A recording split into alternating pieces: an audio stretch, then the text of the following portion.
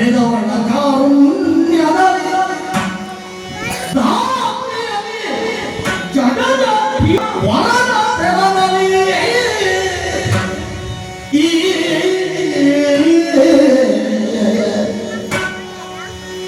ಪಡೆದು ಸುಖವನ್ನು ಬಾಳುವುದೆಂದರೆ ಪಡೆದು ಸುಖವನ್ನು ಬಾಳುವುದೆಂದರೆ ಮುಗಿಯ ನೀತಿಯ ಕೇಳಿ ಹತ್ತಿರುವುದರಿಂದ ಸೌಭಾಗ್ಯ ಬಿಡುವುದವು ಮೂರ್ಖವೇ. ಜಗದೊಡನೆಯ ಶರಣಗೆ ಭಕ್ತಿಯಿಂದಲೇ ಒಡಮಾಡುತ್ತ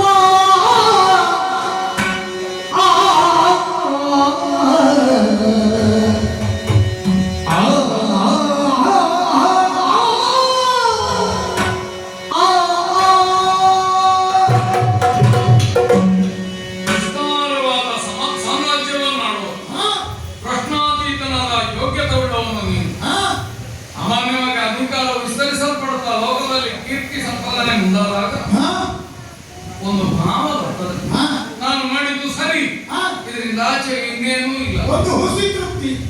ಅದನ್ನು ರೂಢಿಯ ಭಾಷೆಯನ್ನು ಮೂರ್ಖತನ ಅಂತ ಹೇಳುವುದು. ನಿನಗದನ್ನು ಹೇಳುವಷ್ಟು ಪ್ರಬುದ್ಧನ ಅದ್ರೇನ್ ಮಾಡೋಣ, ಮನಸ್ಸು ನಮ್ಮ ನಿಯಂತ್ರಣವನ್ನು ಮೀರಿ ಅದಕ್ಕೆ ವಶವಾಗ್ತದೆ. ಹಾಗಾದ್ರೆ ಬಿಡುವನದ ಮೂರ್ಖತೆ ಅಂತಂದ್ರೆ ಆ ಮಾಡಿದ್ದು ಸರಿ ಎಂಬ ಧೋರಣೆಯನ್ನು ಬಿಟ್ಟರೆ ಇನ್ನೊಂದು ದಾರಿ ಬಿಟ್ಟು ಅನ್ನೋದನ್ನು ಆಲೋಚನೆ ಮಾಡಿ ಅವಳನ್ನು ವಶೀಕರಿಸಿಕೊಳ್ಳುವುದಕ್ಕೆ ಬರ್ತದೆ. ಪಡೆದವಳ ಕಾರುಣ್ಯ, ಪಡೆದವಳು ಅಂತಂದ್ರೆ ತಾಯಿ, ತಾಯಿಯ ಕಾರುಣ್ಯವನ್ನು ಮಕ್ಕಳು ಹೇಗೆ ಪಡೆಯುತ್ತಾರೋ ಆ ಬಗೆಯಿಂದ ಬಹು ಸುಲಭವಾಗಿ ಅವಳನ್ನು ವಹಿಸಿಕೊಳ್ಳುವುದು. ಬಲಾತ್ಕಾರಕ್ಕೆ ಬಗ್ಗುವುದಿಲ್ಲ. ಹಾಗಾದ್ರೆ ವಿನಯದಿಂದ ಕೈ ಮುಗಿದ್ರೆ ಯಾಕೆ ಬಗ್ಗುವುದಿಲ್ಲ? ಕಾಲಿಗೆ ಬಿದ್ದವನ್ನು ಎತ್ತುವುದಕ್ಕಾದ್ರೂ ಬಗ್ಗಲೇಬೇಕು. ಬಿದ್ದ ಮಗುವನ್ನು ಎತ್ತುವುದಕ್ಕೆ ತಾಯಿ ಬಗ್ಗುವುದಿಲ್ಲ. ಹಾಗೆ ಇವಳು ಬಾಗಿ ಬರುವುದಕ್ಕೆ ಮಾಡುವುದಕ್ಕೆ ನಮಗೆ ಬಂದಿದೆ.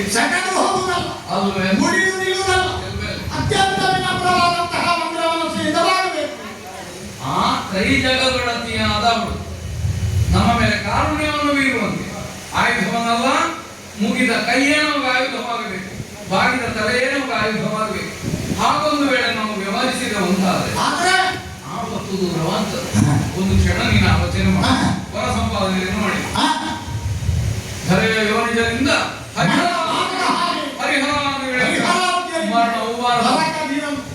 ಅಂದ್ರೆ ಈ ಯಾವಳು ಯೋನಿ ಜಾತೆಯಲು ಅಪ್ರಾಕೃತ ಸ್ವರೂಪದಿಂದ ಇದ್ದಾಳು. ಇವಳು ನಿನ್ನ ವರದ ದೌರ್ಬಲ್ಯವನ್ನು ಹುಡುಕಿ ಹೊಡೆಯುವುದಕ್ಕೆ ಸಮರ್ಥ. ಅಮ್ಮ ಯಾರಂತ ಕೇಳಿದ್ರೆ ಗೊತ್ತಿಲ್ಲ, ಅಮ್ಮ ಯಾರಂತ ಕೇಳಿದ್ರೆ ಖಂಡಿಲ್ಲ, ಊರು ಯಾವುದು ಅಂತ ಹೇಳಿದ್ರೆ ಹೋಗತ್ತೆ ಅಂತ ಹೇಳಿದಂತೆ.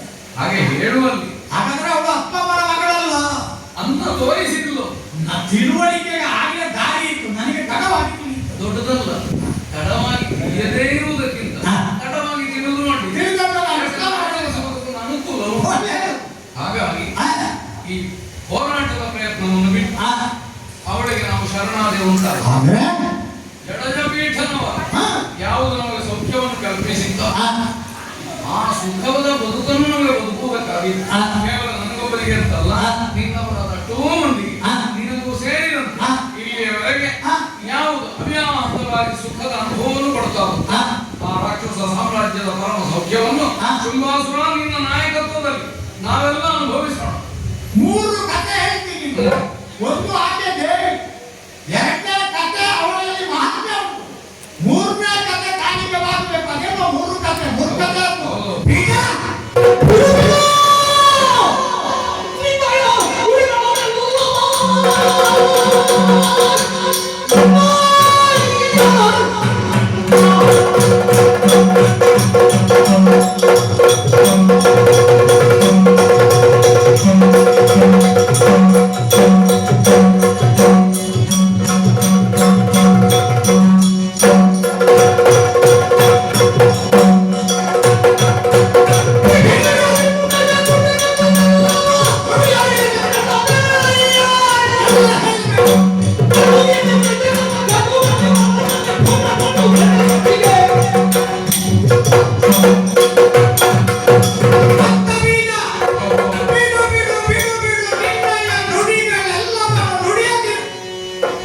No!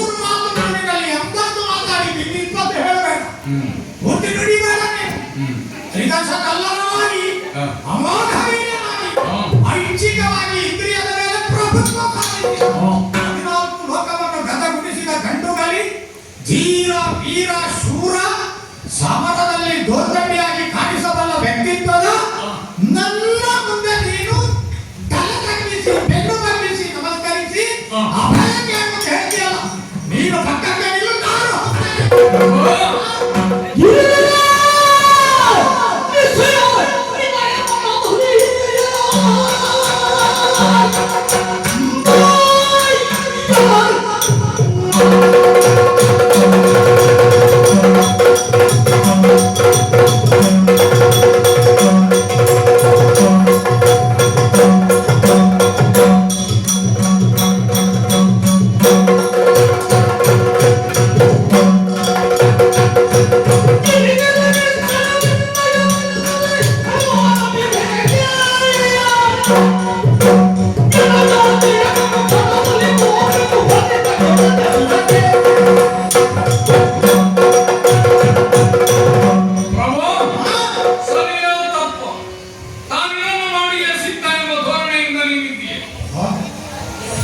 ನಾನು ಯುದ್ಧಕ್ಕೆ ಹಿಂಜರಿದು ಅರಮನೆಯಲ್ಲಿ ಉಳಿಬೇಕು.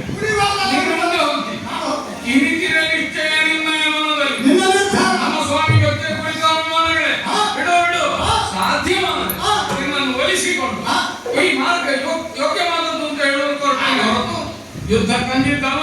ಈ ಪ್ರಸಂಗದಲ್ಲಿ ರಕ್ತಬಲಿಗೆ ನ್ಯಾಯ ಅಂತ ಹೇಳುವುದು ಯಾವಾಗ ಆದರೆ ನಾನು ಹೋಗಲಿಲ್ಲ. ನನಗೆ ಅನುಮತಿಯನ್ನು ಕೊಟ್ಟರೆ ನೀನು ಹೋಗುವುದಕ್ಕೆ ಪೂರ್ವದಲ್ಲಿ ನಾನೇ ಹೋಗಿ ನೀನು ನನ್ನ ಪ್ರಯತ್ನವನ್ನು ಮಾಡಿ ನಿರತರಾದರೆ ಒಬ್ಬನೇ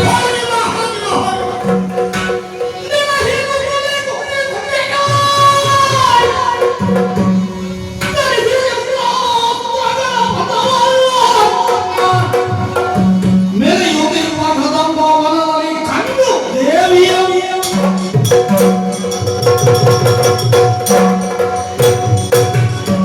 ಸಂಜ್ಞಾ ಮಾತುಗಳಿಂದಲೇ ಕೋಟಿ ಸಂಖ್ಯೆಯ ನಾವು ನನ್ನನ್ನು ಅನುಸರಿಸುವುದಕ್ಕೆ ಸನ್ನದ್ಧರಾಗಿ ನಿಂತರು. ಯುದ್ಧ ರಥವನ್ನೇರಿ ಆಯುಧಗಳನ್ನೆಲ್ಲ ಹಿಡಿದು ಎಲ್ಲಿ ಕದಮವನ್ನು ಸಾಕ್ತೇನೆ.